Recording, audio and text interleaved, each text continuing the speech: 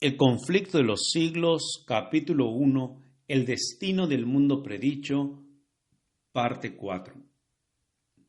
Durante el reinado de Herodes, la ciudad de Jerusalén no solo había sido notablemente embellecida, sino también fortalecida. Se erigieron torres, muros y fortalezas que, unidos a la ventajosa situación topográfica del lugar, la hacían aparentemente inexpugnable.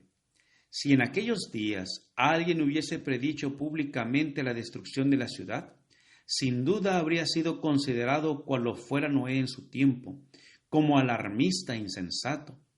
Pero Cristo había dicho: el cielo y la tierra pasarán, mas mis palabras no pasarán. Mateo 24:35. La ira del Señor se había declarado contra Jerusalén a causa de sus pecados, y su obstinada incredulidad hizo inevitable su condenación. El Señor había dicho por el profeta Miqueas: oíd ahora esto, cabezas de la casa de Jacob y capitanes de la casa de Israel, que abomináis el juicio y pervertís todo el derecho, que edificáis a Sión con sangre y a Jerusalén con injusticia. Sus cabezas juzgan por cohecho y sus sacerdotes enseñan por precio, y sus profetas adivinan por dinero, y apóyanse en Jehová diciendo: ¿no está Jehová entre nosotros? ¿No vendrá mal sobre nosotros? Miqueas 3:9-11. Estas palabras dan una idea cabal de cuán corruptos eran los moradores de Jerusalén y de cuán justos se consideraban. A la vez que se decían escrupulosos observadores de la ley de Dios, quebrantaban todos sus preceptos. La pureza de Cristo y su santidad hacían resaltar la iniquidad de ellos. Por eso le aborrecían y le señalaban como el causante de todas las desgracias que les habían sobrevenido como consecuencia de su maldad. Aunque hartos sabían que Cristo no tenía pecado, declararon que su muerte era necesaria para la seguridad de la nación. Los príncipes de los sacerdotes y los fariseos decían: si le dejamos así, todos creerán en él, y vendrán los romanos y destruirán nuestro lugar y nuestra nación. Juan 11:48. Si se sacrificaba a Cristo, pensaban ellos, podrían ser otra vez un pueblo fuerte y unido. Así discurrían y convinieron con el sumo sacerdote en que era mejor que uno muriera y no que la nación entera se perdiese. Así era como los príncipes judíos habían edificado a Sión con sangre y a Jerusalén con iniquidad, y al paso que sentenciaban a muerte a su Salvador porque les echara en cara sus iniquidades, se atribuían tanta justicia que se consideraban el pueblo favorecido de Dios y esperaban que el Señor viniese a librarlos de sus enemigos. Por tanto, había añadido el profeta: a causa de vosotros será Sión arada como campo, y Jerusalén será majanos, y el monte de la casa como cumbres de breñal. Miqueas 3:12. Dios aplazó sus juicios sobre la ciudad y la nación hasta cosa de 40 años después que Cristo hubo anunciado el castigo de Jerusalén. Admirable fue la paciencia que tuvo Dios con los que rechazaron su evangelio y asesinaran a su Hijo. La parábola de la higuera estéril representa el trato bondadoso de Dios con la nación judía. Ya había sido dado la orden: córtala. ¿Por qué ocupará aún la tierra? Lucas 13:7. Pero la divina misericordia la preservó por algún tiempo.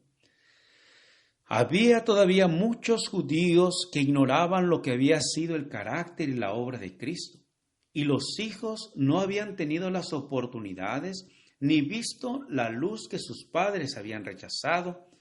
Por medio de la predicación de los apóstoles y de sus compañeros, Dios iba a hacer brillar la luz sobre ellos para que pudiesen ver cómo se habían cumplido las profecías, no únicamente las que se referían al nacimiento y vida del Salvador, sino también las que anunciaban su muerte y su gloriosa resurrección. Los hijos no fueron condenados por los pecados de sus padres, pero cuando conociendo ya plenamente la luz que fuera dada a sus padres, rechazaron la luz adicional que a ellos mismos les fuera concedida, entonces se hicieron cómplices de las culpas de los padres y colmaron la medida de su iniquidad. La longanimidad de Dios hacia Jerusalén no hizo sino formar a los judíos en su terca impenitencia, confirmar a los judíos en su terca impenitencia. Por el odio y la crueldad que manifestaron hacia los discípulos de Jesús, rechazaron el último ofrecimiento de misericordia. Dios le retiró entonces su protección y dio rienda suelta a Satanás y a sus ángeles, y la nación cayó bajo el dominio del caudillo que ella misma se había elegido. Sus hijos menospreciaron la gracia de Cristo, que los habría capacitado para subyugar sus malos impulsos, y éstos los vencieron. Satanás despertó las más fieras y degradantes pasiones de sus almas. Los hombres ya no razonaban, completamente dominados por sus impulsos y su ira ciega. En su crueldad se volvieron satánicos, tanto en las familias como en la nación, en las clases bajas como en las clases superiores del pueblo. No reinaban más que la sospecha, la envidia, el odio, el altercado, la rebelión y el asesinato. No había seguridad en ninguna parte. Los amigos y parientes se hacían traición unos a otros. Los padres mataban a los hijos y éstos a sus padres. Los que gobernaban al pueblo no tenían poder para gobernarse a sí mismos. Las pasiones más desordenadas los convertían en tiranos. Los judíos habían aceptado falsos testimonios para condenar al Hijo inocente de Dios. Y ahora las acusaciones más falsas hacían inseguras sus propias vidas. Con sus hechos habían expresado desde hacía tiempo sus deseos. Quitad de delante de nosotros al Santo de Israel. Isaías 30:11. Y ya dichos deseos se habían cumplido. El temor de Dios no les preocupaba más. Satanás se encontraba ahora al frente de la nación y las más altas autoridades civiles y religiosas estaban bajo su dominio.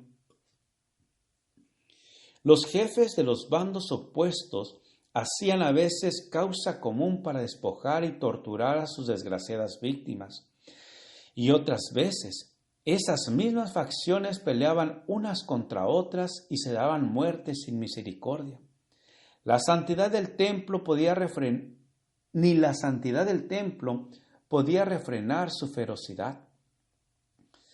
Los fieles eran derribados al pie de los altares, y el santuario era mancillado por los cadáveres de aquellas carnicerías. No obstante, en su necia y abominable presunción, los instigadores de la obra infernal declaraban públicamente que no temían que Jerusalén fuese destruida, pues era la ciudad de Dios, y con el propósito de afianzar su satánico poder, sobornaban a falsos profetas para que proclamaran que el pueblo debía esperar la salvación de Dios. Aunque ya el templo estaba sitiado por las legiones romanas, hasta el final las multitudes creyeron firmemente que el Todopoderoso intervendría para derrotar a sus adversarios. Pero Israel había despreciado la protección de Dios y no había ya defensa alguna para él. Desdichada Jerusalén, mientras la desgarraban las contiendas intestinas y la sangre de sus hijos derramada por sus propias manos, teñía sus calles de carmesí. Los ejércitos enemigos echaban a tierra sus fortalezas y mataban a sus guerreros. Todas las predicciones de Cristo acerca de la destrucción de Jerusalén se cumplieron al pie de la letra. Los judíos palparon la verdad de aquellas palabras de advertencia al Señor. Con la medida que medís, os medirá. Mateo 7:2. Aparecieron muchas señales y maravillas como síntomas precursores del desastre y de la condenación. A la medianoche, una luz extraña brillaba sobre el templo y el altar. En las nubes, a la puesta del sol, se veía como carros y hombres de guerra que se reunían para la batalla. Los sacerdotes que ministraban de noche en el santuario eran aterrorizados por ruidos misteriosos. Temblaba la tierra y se oían voces que gritaban: «¡Salgamos de aquí!». La gran puerta del oriente, que por su enorme peso era difícil de cerrar entre 20 hombres y que estaba asegurada con formidables barras de hierro afirmadas en el duro pavimento de piedras de gran tamaño, se abrió a la medianoche de una manera misteriosa. Gracias por escuchar este audio. Te invito a escuchar la siguiente parte. Jehová te bendiga y te guarde. Con aprecio, Pastor Juan Manuel Flores Espinosa.